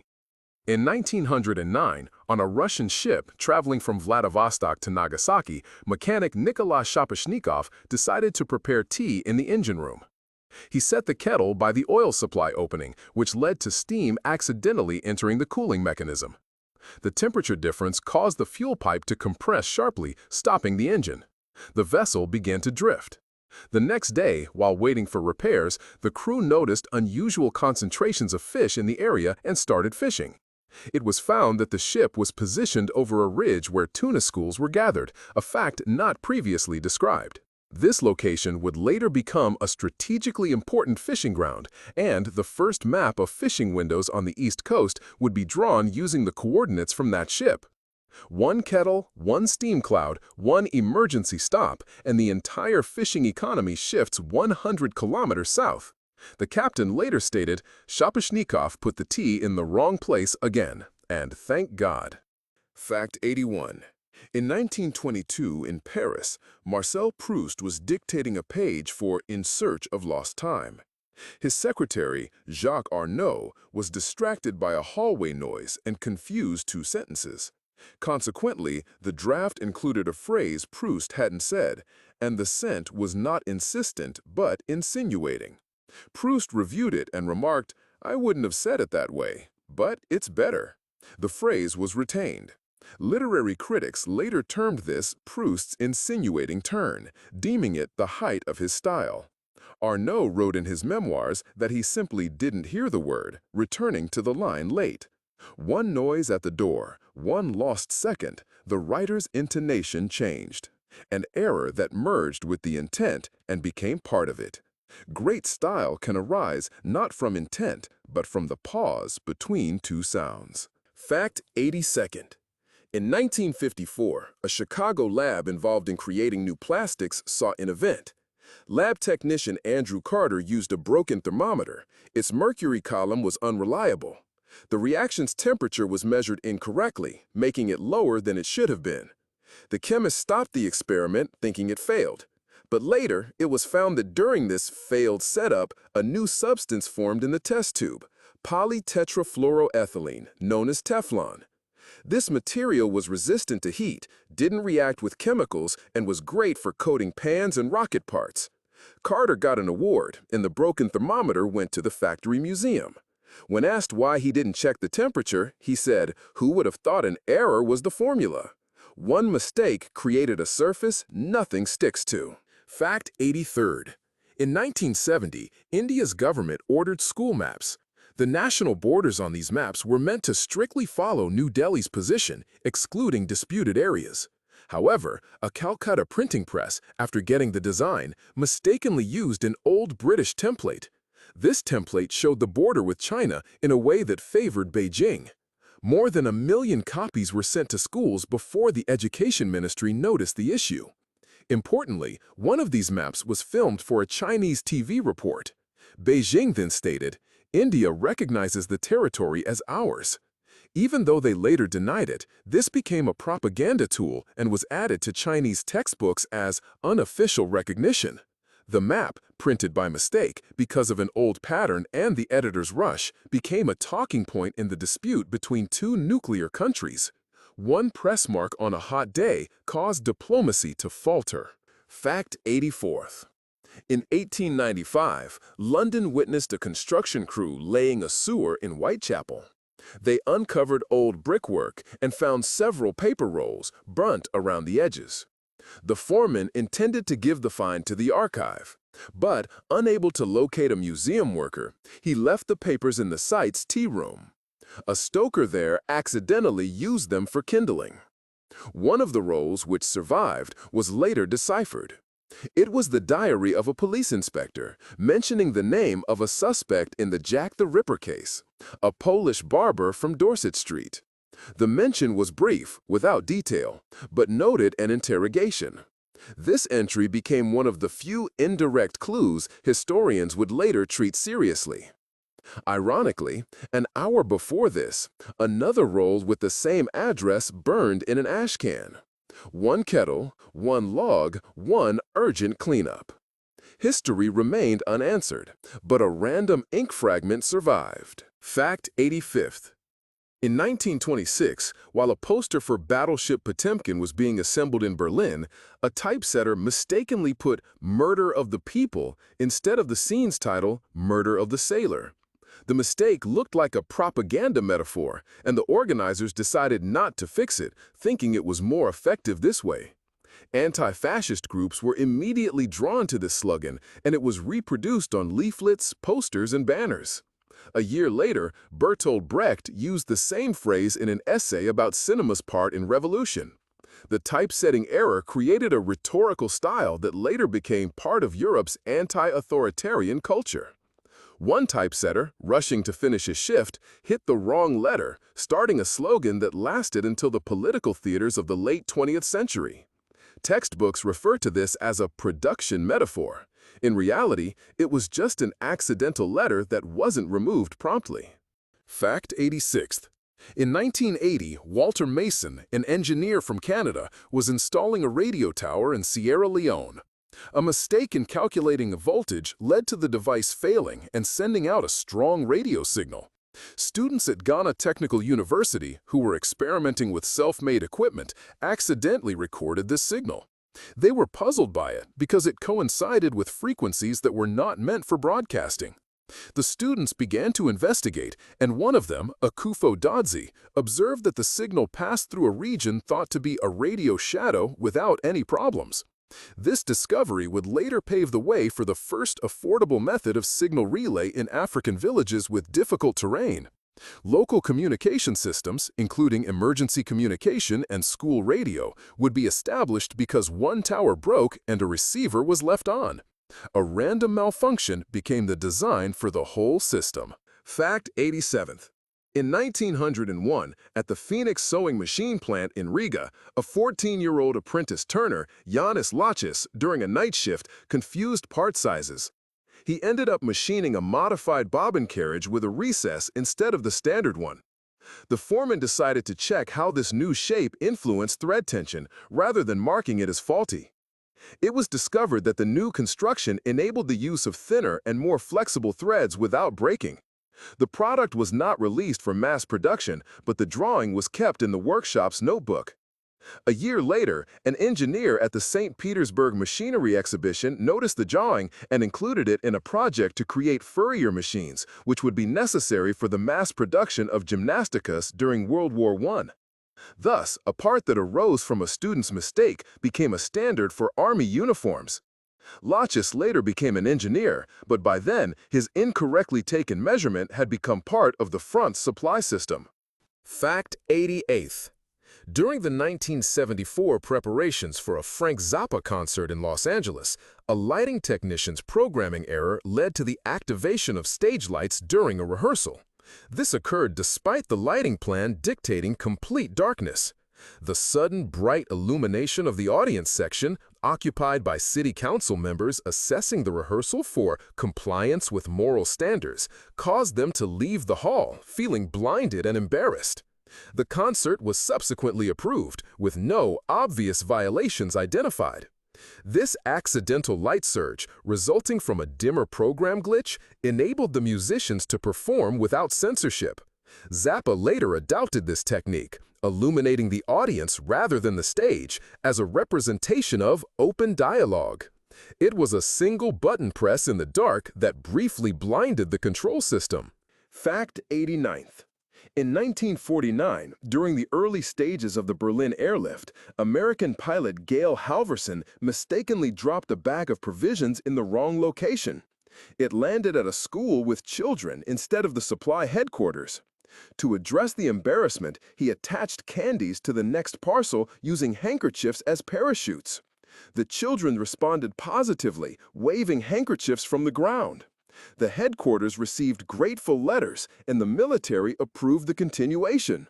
This led to the creation of Operation Candy Bomber, a humanitarian initiative that symbolized goodwill during the Cold War. It all started with the pilot's trajectory error and his visual judgment for landing. One navigational slip meant a gift landed in childhood instead of a government warehouse. The candies, tied with handkerchiefs, melted both the ice and the concrete of ideologies. Fact 90. In Moscow, during 1925, Leon Trotsky was having his speech recorded for the party archive. The sound engineer inadvertently hit the rehearsal playback button, failing to initiate the recording. The first 10 minutes of the speech were consequently lost. The speech itself was dynamic and impactful, but this level of effect could not be replicated in a subsequent take. The resulting preserved recording was weak, and the written transcript lacked impact. The Central Committee reviewed the draft against the recorded text and determined that Trotsky had lost his sharpness. This finding affected the evaluation of his stance in the struggle for power. 1 year later, following his political defeat, the version featuring the dampened speech was presented as an illustration of a weakened approach. One technical error, one incorrect mode, and the orator's forceful delivery dissipated. Thus, the voice's enchantment was extinguished by a press of the silence button. Fact 91. During the 1891 year, in Lyon, electrician George Paquet was laying a telephone line between two factories. He discovered a spot where an unregistered metal cable was already present beneath the ground. To prevent the circuit from shorting, he decided to run the wire by a detour through the wall of the city archive. The signal on this path was unusually strong and stable, despite the distance. Paquet was intrigued because the building was shielding the signal from external interference. He documented this observation in a report, and several years later, his shielding formula was utilized in building the first secure communication line between Paris and London. The incorrect route choice and the unwillingness to dig an extra meter of trench led to the development of a technology essential for espionage and diplomacy. Paquet later stated, "I just didn't want to break the pavement, and as a result, I laid the groundwork." Fact 92nd. In 1909, in Petersburg, at a World of Art event, a mechanic mistakenly reversed the order of slides during a new projection of symbolist poetry. Instead of the planned sequence of darkness, flash, catharsis, the screen displayed scenes in reverse, moving from light to dark. This initially caused confusion. However, the poets were inspired by the outcome, referring to it as a new turn of mystical form. A young participant, Osip Mandelstam, drew a diagram of disappearing light in his notebook, later employing it in the composition of his poem, Tristia. This error, a result of haste and unlabeled boxes, affected a whole generation of lyric poets. The slides, intended to lead to purification, instead led to obscurity, thereby creating a metaphor that became a central literary theme of the Silver Age. The disrupted order became the basis for a new sensibility. Fact 93rd. In 1941, in Washington, at a meeting concerning the establishment of a civil defense system, Colonel Walter Drake of the Technical Department put forward an evacuation plan for a bombing event. He incorrectly employed a map from the prior year, which marked a school in the city's southeastern sector as a storage facility. As a result, the building was listed in the instructions as unsuitable for housing civilians. A year later, during an air raid, a false alarm caused by drills, most of the evacuated people were directed to nearby areas. It later emerged that the school building itself would have been the most capable of withstanding a strike due to its concrete floors, water reserves, and self-contained ventilation. This occurrence led to a revision of civil protection principles and served as the basis for creating a classification of shelters by building type rather than by their function. One map without a signature, one forgotten seal in the archives, and the entire logic of security shifts onto a different path. Fact 94th. In the year 1863, Julian Kulikovsky, a professor of Latin at Kiev, lectured on the grammar of medieval texts. He mistakenly switched pages and began examining an unfamiliar excerpt detailing paint manufacturing instead of a treatise on declensions.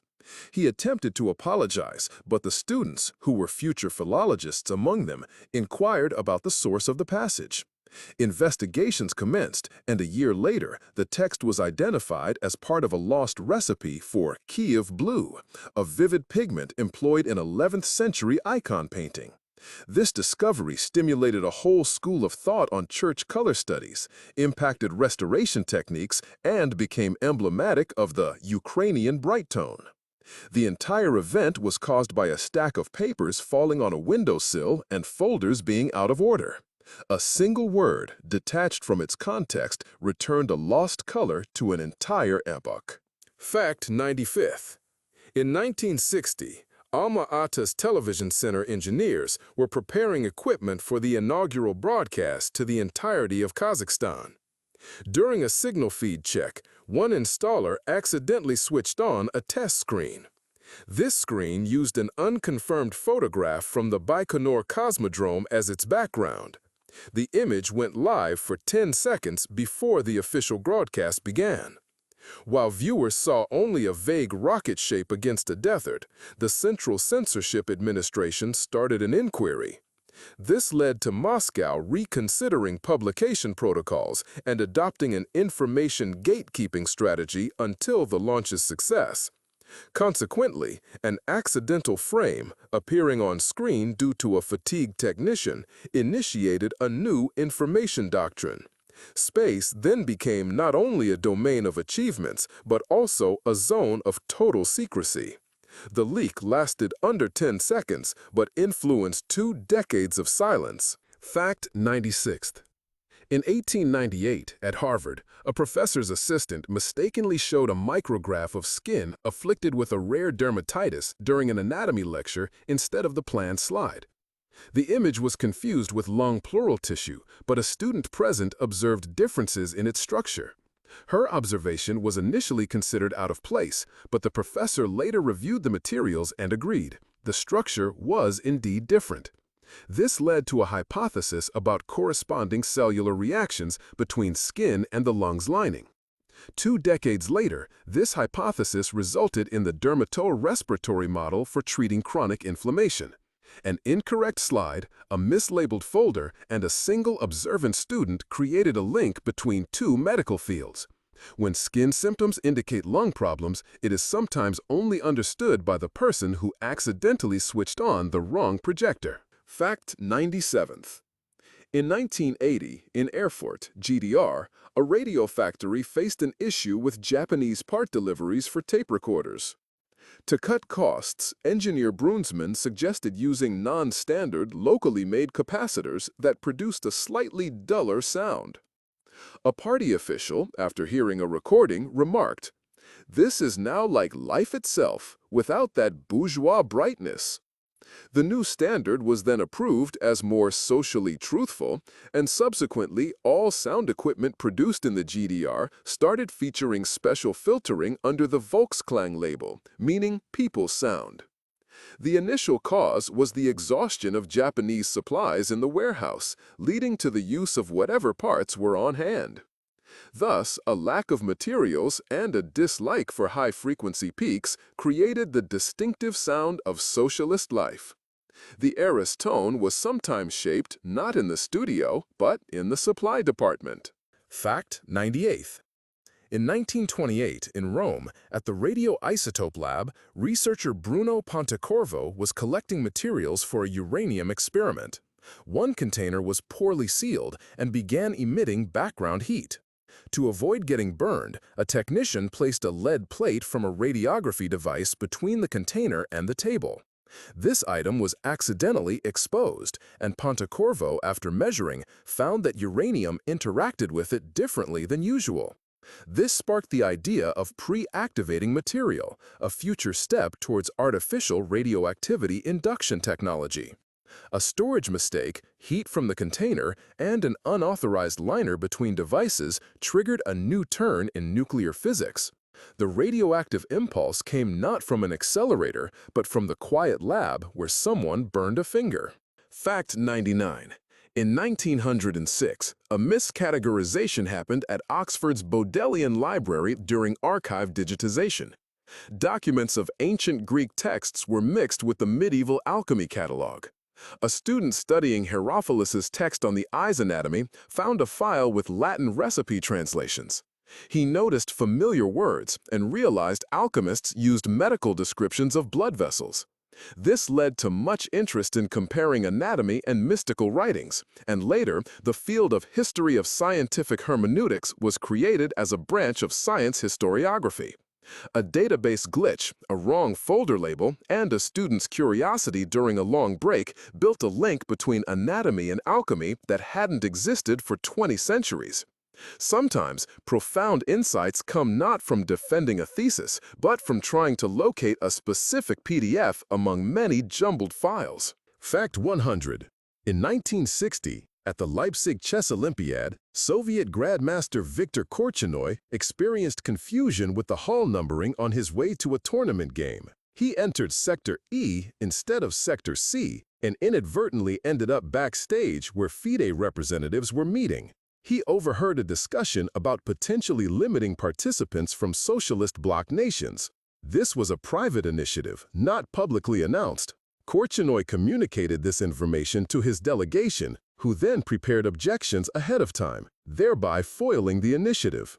Over the years, this event would be seen as a factor in his growing distance from the Soviet chess system, and, subsequently, as a cause for his emigration.